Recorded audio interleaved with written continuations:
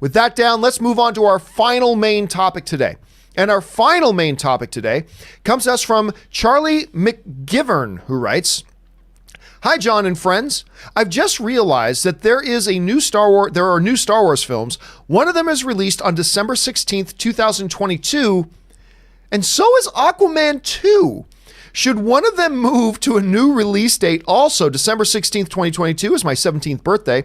So that's a really nice treat for me. Thanks, and bring on the filthy." All right, well, thanks a lot for that, Charlie. And we've been talking for a while that, okay, the Star Wars announced these new release dates, including December 16th, 2022. But if some people heard that and went, why does that date sound familiar? Why? Because it's already been announced that Aquaman 2 is supposed to be released on December 16th, 2022. All right, Rob, this is very reminiscent to me of back in the day when Captain America, I believe it was Civil War, was scheduled to open on the same day as, was it either Batman versus Superman or Justice League? I think it was Batman versus Superman. I think they were scheduled to open on the same day. I can't remember which movies they were specifically. And we had this high stakes game of chicken going on. Who would move? Because you cannot open two monster movies that are going after very similar demographics on the same day. It's mutually assured destruction, right? All you're guaranteeing is you're going to hurt yourselves. It's something that can't happen. We said we all knew one of them would move. One of them did. Disney stood their ground. I thought Warner Brothers was very wise in their move, and I think they benefited from that. Now we've got another situation that coming up. We've got Aquaman trying to go for another Christmas release date, but it's landing on the same day, or vice versa, where a Star Wars movie is coming out. Rob, what I feel, we don't know what's going to happen, but I do feel pretty safe in saying this. Something's got to happen. You cannot have two monstrous movies opening on the same day. You can't have it. You can't have it in any time of the year. Especially two monstrous blockbuster movies, both of which have potential to be billion-dollar plus films, unless they open against each other, that are going after similar demographics. And let's be honest, a lot of the Star Wars audience is the same audience that rushes out to go see the comic book movies. This is a situation that can't stay. I 100% guarantee you, by the time we get to December 16th, 2020, one of these films will not be on that date. One of them will move. Whether it's just by a couple of weeks and open early December, or 1 week later, maybe on Christmas Day instead, that's still not healthy for either one of them, but it's certainly better than them opening on the same day as each other. Or whether one of them moves a couple of months, one of them moves into October, or one of them moves to February, or whatever. These movies are not going to open on the same day. I'm just telling you that right now. They just can't. I mean, I suppose they could be stupid and stubborn and just hurt themselves doing it. But again, it's the nuclear war scenario. It's mutually assured destruction. Both these movies would still do fine. They'll still do well, but not as well as they could do if they weren't opening on the exact same day as each other. Rob, let me ask you this. Number one, do you think maybe I'm overselling it? Do you think maybe no, there is a chance that Warner Brothers and Disney could both stand their ground and both put their movies out on the same day? Do you think I'm right that they'll definitely move? And then move on to the second part, which is even more important. Who moves? Who's going to stay on that date, and who's going to be the one to pull up their flag and move it to another date? How do you see this playing out? Well, I think this new Star Wars trilogy, whatever it's going to be, is more in the embryonic phases now. It's sort of on the if come. Maybe it's going to happen. Who knows what's going to happen?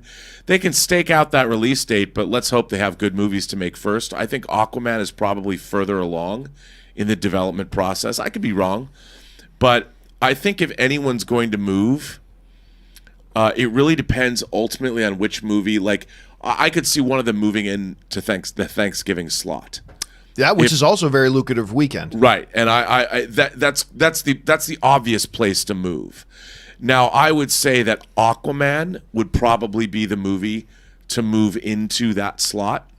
I could see that happening because it was a pretty family-friendly movie. I mean, I know Star Wars is too, but Star Wars is sort of staked out.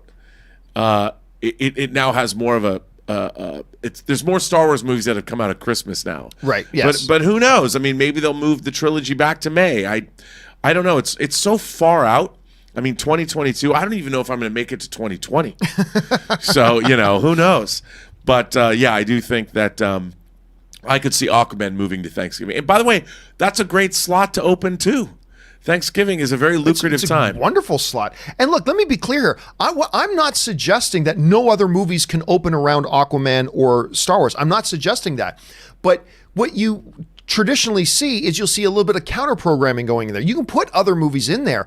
But if you've got a movie that is a legit, not just dreaming about it, but a legit billion-dollar contender, you do not want to risk that lucrative potential it has by putting it directly, same day, against another film going after the exact same audience that is also going to be a billion-dollar plus film. It's just ludicrous. And I'll tell you right now, I'm not saying this is a lock by any stretch of the imagination.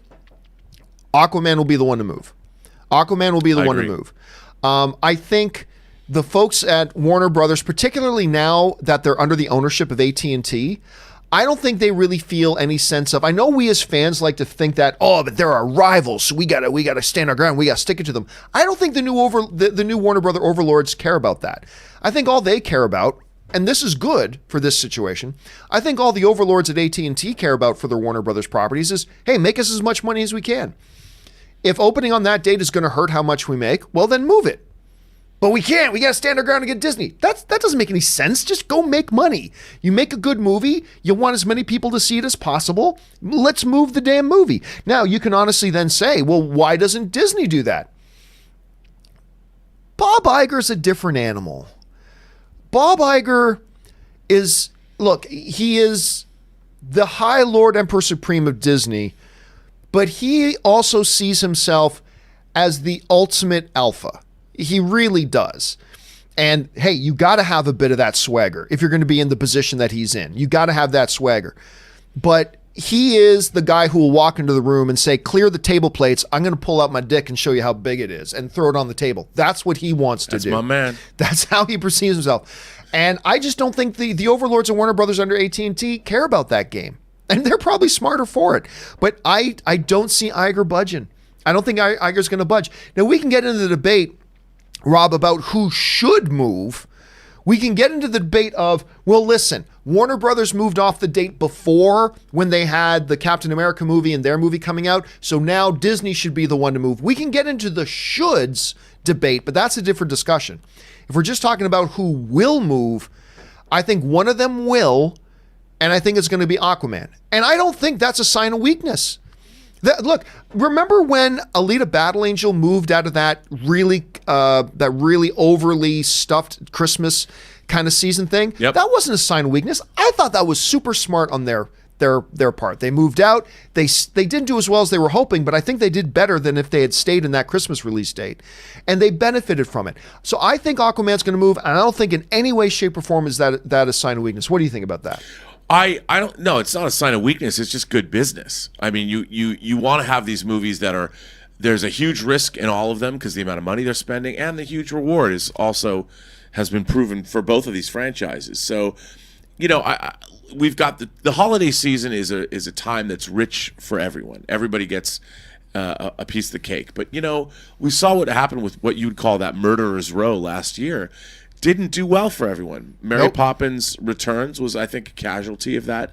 It's not good to open two movies that literally have the exact same audience on the same day.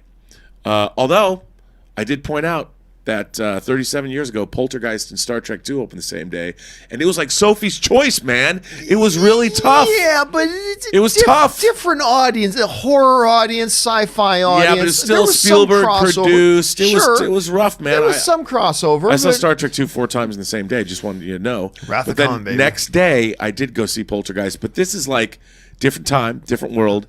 I think Aquaman should move because AT&T, like you said, there's a board of directors there. It's not like one guy calling the shots. Yeah. They're going to make a spreadsheet decision, and it's going to be by committee. There's not going to be one dude because everyone's too terrified of their jobs. They're going to look at a spreadsheet, and it will be an academic answer, and they will move their movie. Yeah, I think they will too. But I'm not 100% sold on that. I don't know. Like maybe the guys at Warner Brothers are going to convince their boss to say, no, look, we moved before. And we were here first. They could play that game. We were here first. They couldn't say we were here first. We got to hold our ground, or else in the future we're gonna claim release dates, and Disney's gonna think they can just come in and push us out all the time. We got to hold our ground. So I think that's a possibility, but I still think ultimately, I think your rationale is right, Rob.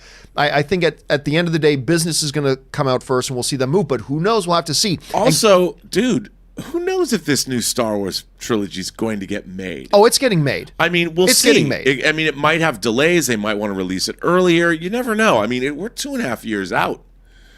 Yeah, We'll see. But I think that 2.5 years out really solidifies that that's when they're coming out, because they've given themselves so much buffer and so much room, and they've clearly got a strategy right now for the next 5-6 years of Star Wars movie, Avatar movie, Star Wars movie, Avatar movie. They're claiming that Christmas date. I don't see them moving off that. Nope, Remember, they they won't. brought on Benioff and Weiss ages ago, so they're probably well into development on this thing already anyway. But but you're right. You never know with this stuff. You never know. We'll have to wait and see.